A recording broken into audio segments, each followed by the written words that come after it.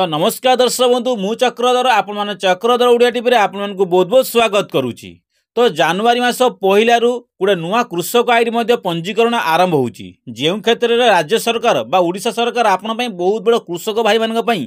आनी बहुत बड़ अपॉर्चुनिटी जोतरे आपण कृषक आईडी मध्य मेंशन कराबो जोटा यूनिक आईडी रहिबो। यूनिक आईडी माने देखंतु आपनकर आधार कार्ड रे जेपरि यूनिक नंबर थाए आधार नंबर थाए सेम सही परी आपनकर यूनिक डिफरेंट नंबर थिबा 14टी नंबर थिबो आपनक कृषक आईडी मध्ये आपन गोटे गोटे मेंशन कराबो।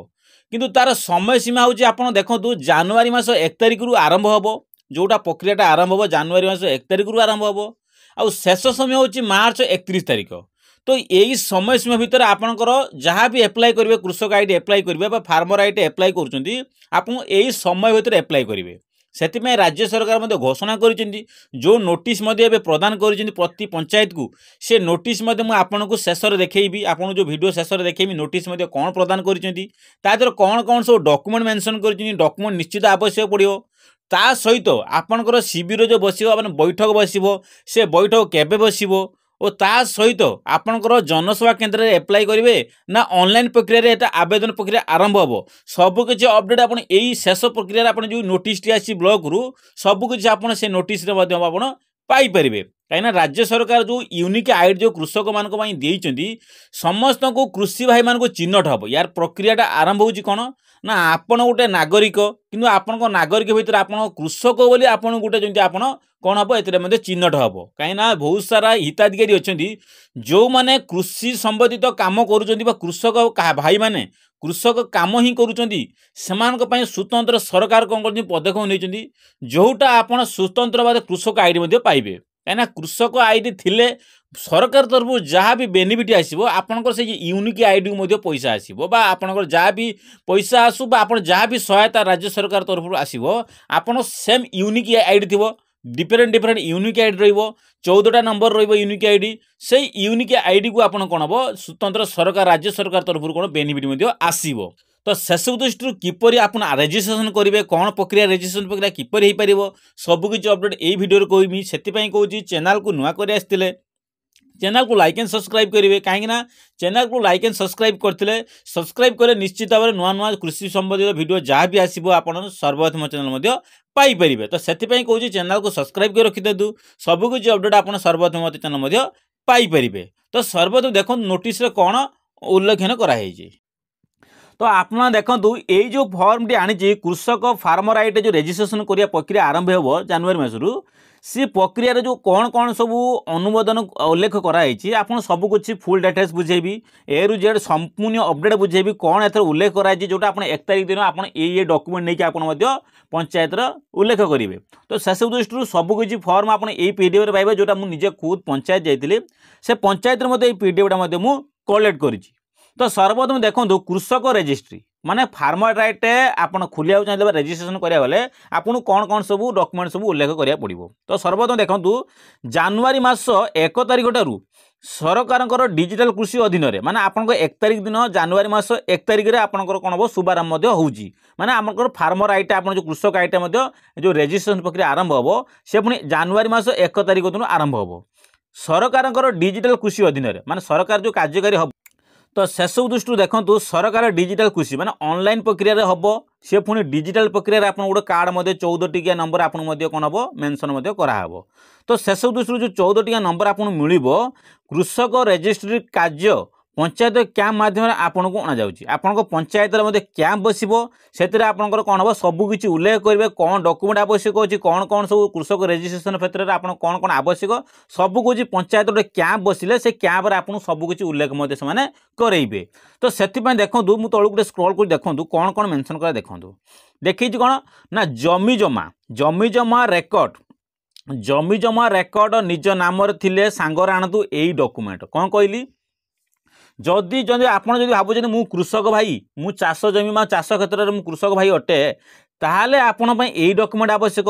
सर्वप्रथम जदि आपण नाम जदि जमी अच्छी सपोज आपड़ कहते मुझे गोटे कृषक भाई जदि आप कृषक भाई अटंती आपण नाम जमी जदि थिबो ताहले आपण कौन करिए खाली आधार कार्ड आनिबे उल्लेख पट्टा जो आपण नाम पट्टा थी से पट्टा नहीं आसबे और आधार संयुक्त मोबाइल आपणकर आधार कार्ड सहित जो मोबाइल नंबर लिंक थी से मोबाइल और आधार कार्ड मध्य थिबा से आधार कार्ड आ मोबाइल दीटा नहीं आसबे तेने कहया गले कौन ना आधार संयुक्त मोबाइल नंबर आनिबे पट्टा नहीं आसबे जो आपण नाम रजिस्टर्ड थिबो बा आपनकर आधार कार्ड मध्य से नहीं आसबे तो जानि पाइले आपण एई डॉक्यूमेंट जो आनिबे जदि आपण पाखर जदि पट्टा थिबो कोन कहली जदि आपण जमी पट्टा जदि आपण नाम रेकर्ड जदि बाहरिला आउट देखो जमी जमा रेकर्ड नाम नथिले सांगर आणंतु जदि आपण भाबुचंदी मु कृषक भाई किंतु मो नार जमी पट्टा नाही बा जमी कौन जमी मो पाख नहीं मोर जेज नार अच्छी मो बापा नारे अच्छी किंतु आपण तो कृषक बापा अंते आपण ही सब किछि माने चाष जमी बुझुचन ना जो आपण नाम जमी ना कि बापा नाम जदि जमी अच्छी सपोज आपण कौन ये उल्लेख करेंगे डॉक्यूमेंट सब कौन जो भूल लेखर थिबा मृत जमीर प्रमाणपत्र आनिबे आपण जो मृत्यु प्रमाणपत्र अच्छी जो आपण सपोज भावुचंदी आपण बापांकर जमी पट्टा अच्छी सेमानकर आपण प्रमाणपत्र मृत्यु प्रमाणपत्र बा डेथ सर्टिफिकेट आपण उल्लेख करेंगे आउ उधारितर प्रमाणपत्र आनिबे आउ रेकर्ड संयोग पर निम्नलिखित मते कृषक रजिस्ट्रेशन पोर्टाल पंजीकृत हुअन्तु रेकर्ड संशोधन पर जदि रेकर्डटा संशोधन कराला सबू जदि आपन ठीक लागिला ताहाले कृषक रजिस्ट्रेशन पोर्टाल आपण पंजीकृत मते हुअन्तु माने आपण एई सब माने डेथ सर्टिफिकेट आपण नेले जदि आपनकर एईटा जदि आपनकर सब किछि जणा पड़ला ताले आपण कोन को उत्तराधिकारी माने उत्तराधिकारी माने आपण प्रमाणपत्र मध्य आसीबो उत्तराधिकारी माने आपण मानकर जे आपण बाप अंते आपण किए पाइबो पुओ बा झियो पाइबे तो सेमानकर प्रमाणपत्र दरकार सेमानकर प्रमाणपत्र कौन ना आधार कार्ड आपण आधार सहित संयुक्त मोबाइल नंबर आउ आपण बापांकर डेथ सर्टिफिकेट जदि आपण नाम जमी जदि नाइ जदि बापा नाम जदि जमी थिबो सेथिपई आपणकर एई सब हम तापर आपण कौन करेंगे 1 तारिख दिन कैंप बसिबो कौन कहली कैंप कौ पंचायत केबे कैंप बस से उल्लेख करा जाइनी किंतु पंचायत 1 तारिख रु 31 तारिख भितर रेजिस्ट्रेशन प्रक्रिया आरंभ हम केबे कैंप बस आप पंचायत नहीं जोगाजोग करेंगे तो यहीटा हूँ कैंप बसबो आपन ये जो ऑप्शन जो कैंप ऑप्शन केबे आप ग्राम पंचायत कैंप बस ग्राम पंचायत सहित जोगाजोग कले आप बुझीपारे आउट अच्छे कृषक रजिस्ट्रेशन पोर्टाल 1 तारिख रु यही पोर्टालटा आप देखूँ ये जो पोर्टालटा आम रजिस्ट्रेशन ऑनलाइन प्रक्रिया आरंभ हम ऑनलाइन माने जदि आपण माने चाहिए आपण को निज घरे बा निज मोबाइल रे आपण चाहिए निजे ऑनलाइन प्रक्रिया एप्लाई करि परिबे जदि आपण से सब न पारंती निकटस्थ जनसेवा केन्द्र मध्य जाई आपण एप्लाई करिवे तो ये बुझीपारे निकटस्थ जनसेवा केन्द्र एप्लाई करेंगे जदि आप घरे जदि चाहती आप निज मोबाइल निज लैपटॉप निजे यही लॉगिन जो आपन जो पोर्टालटा अच्छी ये जो पोर्टाल आप लॉगिन कर एप्लाई करेंगे किंतु ता पूर्व एटा कैंप बसी आप पंचायत रे कैंप रे शिविर सब कुछ आपको उल्लेख कराब यही डॉक्यूमेंट यही सब शिविर आपको सब कुछ मेंशन कृषि भाई मानक प्रति पंचायत सब उल्लेख करेंगे आउ आपणकर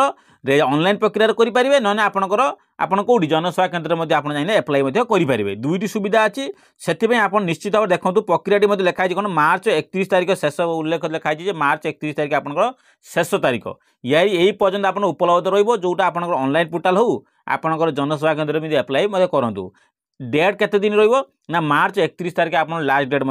मेंशन करा जाइछि आ ता सहित देखो ये लिखाई कौन ना आपनकर अधिक सूचना जदि आप बुझापी किसी चाहूँ डाउट क्लीयर करने चाहूँगी आप अधिक सूचना कौटी कॉल करेंगे देखो आपनकर ये गोटे मेंशन कराई कौन टोल फ्री नंबर 155 जदि आप किसी अधिका किसी सूचना चाहूँ बुझापी 155 333 को मध्य कॉल करेंगे कॉल करके सबकि डाटा आप नहीं पारे एटा निश्चित कृषि देखो निश्चित कृषक और कृषि और कृषक सशक्तिकरण विभाग ओडिशा सरकार तरफ यहाँ टोल फ्री नंबर कौन कहली ये जो टोल फ्री नंबर आप कृषक और कृषि कृषक ओडिशार संरक्षण सशक्तिकरण ओडिशा सरकार टोल फ्री नंबर संयुक्त कर